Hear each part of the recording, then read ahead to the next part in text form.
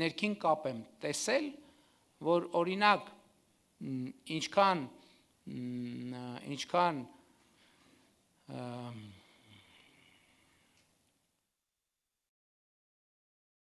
Ադրբեջանում օրինակ հնչում է Բասարգեչար անունը, այնքան Հայաստանում հնչում է Արցախ անունը կամ Կովսական անունը, եւ այլն, եւ այնտեղ ինչքան հնչում է եւ այլն, այսինքն տրամաբանությունը հասկացաք։ Եվ երբեմն Հայաստանում եւ Ադրբեջանում ընկալում եւ տեսնում եմ պատմության մի մասը միայն։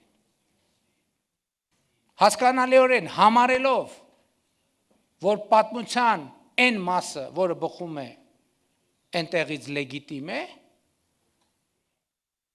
այսինքն ամեն կողմը պատմության այն մասը, որը բխում է այնից լեգիտիմ է, որը բխում է մյուս կողմից լեգիտիմ չէ։